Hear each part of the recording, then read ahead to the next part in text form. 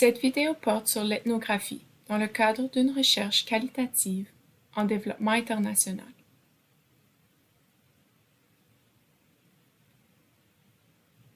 Qu'est-ce que l'ethnographie? Ethno signifie peuple et graphie écrire, voulant dire que l'ethnographie signifie la description ou récit des peuples.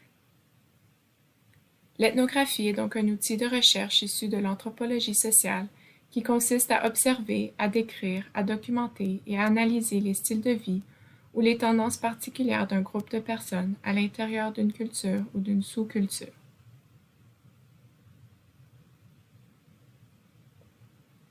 Il s'agit donc de l'interprétation explicite des significations et des fonctions des actions humaines, étant souvent liées à l'expérience, la langue et les différences culturelles d'un groupe ou d'un milieu culturel.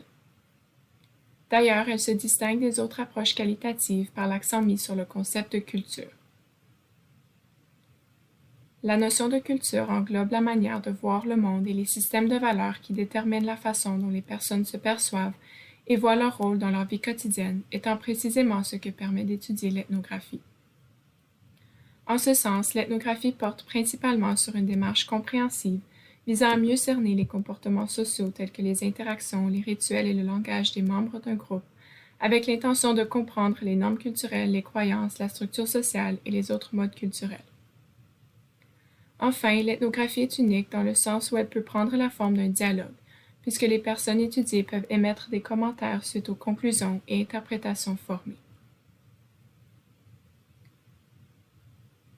Comment utiliser l'outil?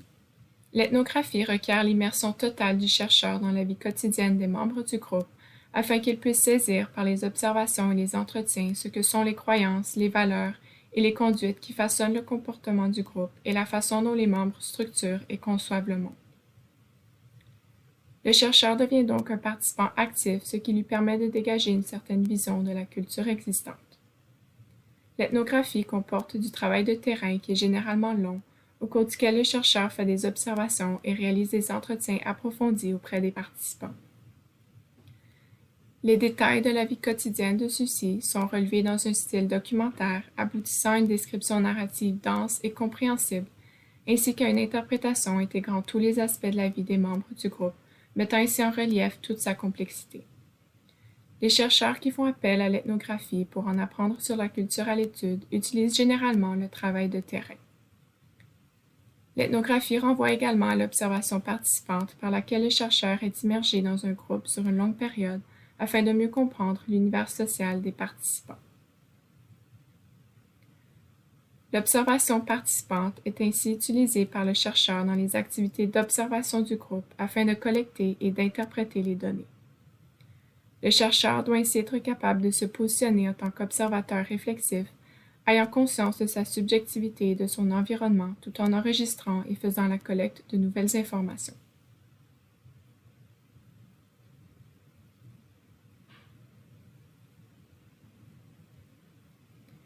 Trois aspects doivent être pris en compte lorsque la qualité d'une recherche ethnographique est contrôlée, soit la réactivité, la fiabilité et la validité. La réactivité est la mesure dans laquelle la présence même du chercheur influence le comportement des autres. En sachant qu'ils font partie de l'étude, les personnes étudiées peuvent être amenées à adopter un comportement différent. La fiabilité consiste en la collecte des données qui sont cohérentes et crédibles sur le plan interne et externe. Des comportements qui sont cohérents dans le temps et dans différents contextes sociaux sont liés à une cohérence interne. La cohérence externe peut être obtenue en vérifiant les données avec d'autres sources et d'évaluer la crédibilité de la source.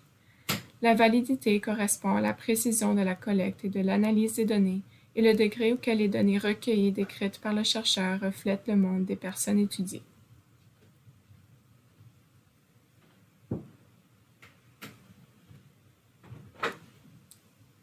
Quand utiliser l'outil? L'ethnographie est à privilégier si le chercheur souhaite étudier les significations relatives au comportement, au langage et aux interactions entre les membres d'un groupe partageant la même culture. Elle est également propice si la recherche vise à comprendre comment les valeurs sont construites et transmises en mettant l'accent sur les objets, les modes de communication et de comportement.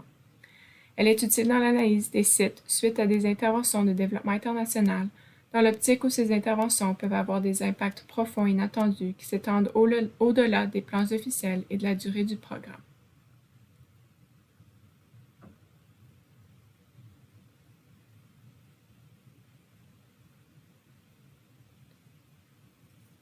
L'ethnographie est également un outil à privilégier lorsque le chercheur tente de mettre en relation différents facteurs et observer comment ces derniers évoluent au sein d'un contexte donné. Par exemple, Greg Downey, anthropologiste, a utilisé l'ethnographie pour mener une étude sur les enfants des rues au Brésil afin de proposer d'envisager la niche urbaine comme une conjoncture comportementale, écologique, historique. Grâce à l'ethnographie, Downey a pu observer et ainsi décrire les villes comme une niche de développement où l'interaction entre des facteurs tels que la nutrition, les déplacements internes et les modèles d'activité au niveau des individus, des groupes des jeunes et des structures du paysage urbain fait partie intégrante des processus de formation de l'expérience phénoménologique humaine.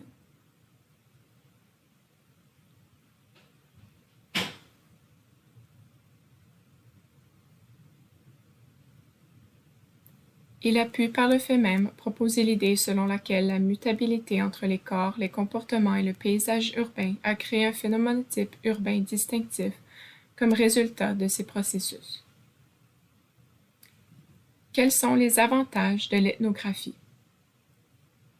L'ethnographie permet de révéler l'information qui se trouve fortement imbriquée dans une culture et d'observer les comportements dans leur environnement naturel en fournissant une perspective globale. Elle permet également de se rendre compte de la complexité des comportements de groupe, révéler les corrélations entre plusieurs dimensions des interactions de groupe et fournir un contexte au comportement. De ce fait, en élargissant l'éventail des connaissances et de la compréhension du monde, les chercheurs sont souvent en mesure de comprendre pourquoi les comportements se produisent plutôt que de simplement les noter. L'approche ethnographique permet en outre aux chercheurs d'étudier les aspects de la société et de l'information qui sont difficilement transmis à travers d'autres outils parce que les individus concernés peuvent les trouver triviaux, embarrassants ou traumatisants. Dans le même ordre d'idées, elles peuvent être utilisées pour étudier des groupes de personnes marginalisées qui ne sont pas en mesure de participer à d'autres formes de recherche. L'ethnographie permet d'offrir une vue globale et approfondie de l'enjeu, comme chaque ensemble de données offre une perspective différente du problème à partir d'un niveau d'analyse différent et avec une orientation légèrement différente. Chaque ensemble de données reste distinct pour être comparé et contrasté avec les autres. Chaque ensemble de données est une pièce d'un casse-tête à laquelle il faut réfléchir à la lumière des autres afin d'orienter la collecte d'autres données pour confirmer, éclairer ou infirmer ce que le chercheur pense, ou même fournir ce que l'on appelle un point riche, soit un moment de compréhension de ce qui se passe qui donne soudain un sens à l'analyse. Ainsi, une bonne ethnographie est plus qu'un simple outil, c'est une façon de penser et de découvrir. L'ethnographie à long terme permet à l'ethnographe de devenir un apprenti, apprenant à devenir un praticien qualifié dans les activités des participants et cherchant ainsi à les comprendre à travers leur propre expérience corporelle. Cela permet donc une compréhension beaucoup plus approfondie et authentique. L'ethnographie évolue en dialogue avec la théorie plutôt que d'être dirigée ou structurée par elle, ce qui permet aux participants d'interagir plus librement avec l'ethnographe. Enfin, sur le plan ethnique, l'ethnographie a plusieurs avantages. En effet, les méthodes de recherche formelles sont parfois synonymes d'équilibre injuste entre les avantages et les récompenses pour les participants et le chercheur, car elles peuvent être lourdes et fastidieuses pour les populations plus vulnérables. L'approche ethnographique représente donc un équilibre plus équitable pour ces populations. Quels sont les désavantages de l'ethnographie? Tout d'abord, la démarche ethnographique a pour particularité de se baser sur une participation importante du chercheur dans le phénomène étudié. Que son immersion soit partielle ou complète, le chercheur ethnographe ne peut être détaché de son sujet d'étude. La subjectivité est alors partie intégrante de toute ethnographie. L'interprétation des données par le chercheur peut être teintée des biais du chercheur, et donc de sa positionnalité. La positionnalité des chercheurs dépend de leur relation avec les participants.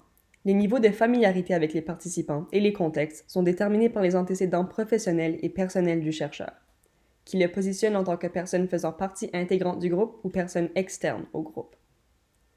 Ces différentes identités, qui sont dynamiques et non fixes, peuvent affecter la collecte de données au cours du processus de recherche.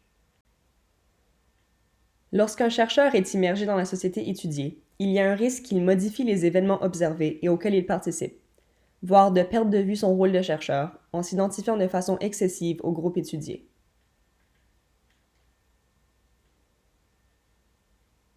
L'ethnographie prend du temps, et nécessite un chercheur bien formé. Il faut du temps pour établir une relation de confiance avec les informateurs afin de faciliter un discours complet et honnête. Les études à court terme sont particulièrement désavantagées à cet égard. Dans le contexte de la pandémie, il peut être compliqué d'entreprendre des études ethnographiques, comme elles demandent aux chercheurs de s'intégrer directement dans les communautés. Un ethnographe peut aussi raisonnablement se sentir limité dans ce qu'il ou elle peut écrire par les exigences de la fidélité descriptive. Vous ne pouvez pas écrire n'importe quoi, et ce que vous écrivez doit être justifié par l'affirmation qu'il s'agit d'une représentation, d'une interprétation ou d'une analyse fidèle de ce que les sujets de votre enquête font, disent ou pensent. C'est seulement en prenant conscience de la nature spéculative de l'enquête ethnographique que nous pourrons à la fois faire entendre notre discours et engager un dialogue avec d'autres disciplines. L'ethnographie reste holistique, au détriment des bailleurs de fonds, qui préfèrent financer des certitudes et des solutions, étant des éléments qui ne peuvent être promises comme résultats ethnographiques. Les recherches utilisant l'approche ethnographique, qui sont de longue durée, peuvent également causer des dilemmes éthiques, autant pour le chercheur que pour la population. Tout d'abord, dans une région affectée par les conflits, la présence d'un chercheur peut aggraver la tension déjà présente au sein de la population. Des immersions longues en zone de conflit peuvent également mettre le chercheur plus à risque d'attaques physiques violentes. De plus, la proximité psychologique entre le chercheur et les individus, ainsi que les états d'émotion et les niveaux de saturation peuvent varier et avoir un impact sur le chercheur à chaque étape de la recherche. Enfin, de longues immersions peuvent amplifier la nature exploitative de l'ethnographie. Malgré les précautions éthiques, les relations des chercheurs et des autres individus sur le terrain peuvent créer de fausses attentes ou cacher des formes de trahison émotionnelle. Au sein de quelles étapes du processus de recherche cet outil est-il pertinent? L'ethnographie peut être pertinente au cours de la phase empirique, soit lors de la collecte et l'organisation des données. Elle peut également être pertinente lors de la phase analytique, soit lors de l'analyse des données. En effet, l'ethnographie débute généralement par la prise de notes sur le terrain, soit par la phase empirique, et se termine par l'interprétation, soit la phase analytique. L'analyse et l'interprétation des données se font en parallèle. Les questions mettent l'accent exclusivement sur la compréhension de la culture d'un groupe. À mesure que les données évoluent, de nouvelles questions émergent.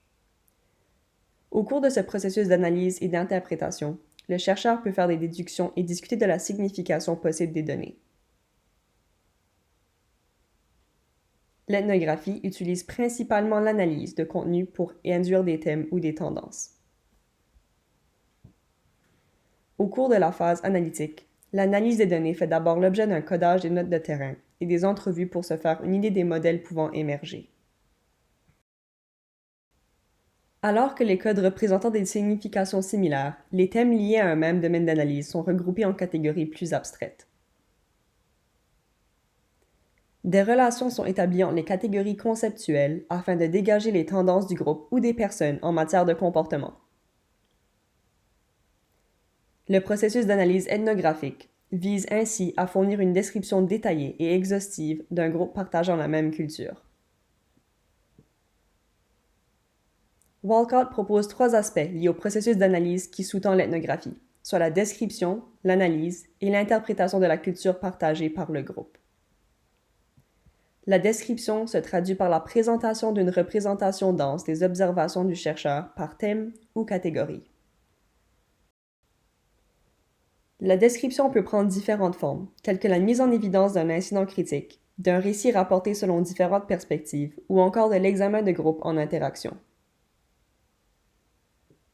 L'analyse permet de dégager des thématiques récurrentes, des régularités donnant lieu à des catégories et à des modèles descriptifs. Il s'en dégage d'un portrait culturel ou une synthèse faisant état de la complexité de tous les aspects de la vie d'un groupe. Enfin, l'interprétation consiste à donner un sens au comportement des membres du groupe étudié.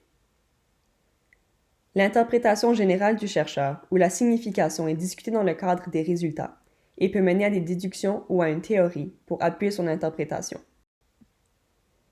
Nous terminerons cette vidéo avec un exemple empirique de l'instrumentalisation de l'ethnographie dans le cadre de la phase empirique et de la phase analytique, en plus de montrer la pertinence de cet outil dans le cadre d'une recherche en développement international.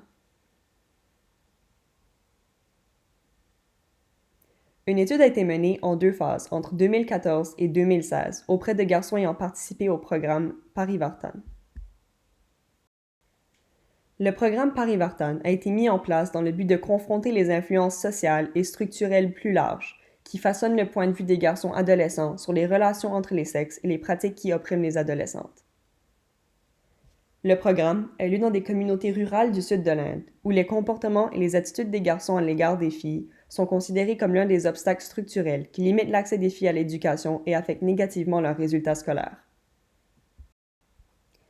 Suite aux 20 entretiens de base qui ont été menés auprès de participants masculins âgés de 14 à 18 ans, une recherche ethnographique a été menée 1 an après le début du programme Parivartan. Celle-ci comprenait l'observation des participants et la composition des notes de terrain ethnographiques. L'étude ethnographique avait pour but d'éclairer les effets du programme sur les perspectives des participants. Les documents transcrits et les notes de terrain ont été codés par thèmes clés et par catégories émergentes, axés notamment sur la représentation des points de vue et des expériences des adolescents à travers leurs récits. Les résultats des chercheurs dépeignent la masculinité des participants comme étant à la fois socialement contingente, changeante et toujours en cours de négociation, créant ainsi un point d'entrée pour encourager davantage les garçons à dépasser les attentes patriarcales. L'analyse des chercheurs amène donc à définir la masculinité comme relationnelle et dynamique. Elle fournit autrement dit un point d'entrée critique pour remettre en cause la définition de la masculinité et la création de relations hiérarchiques entre les sexes.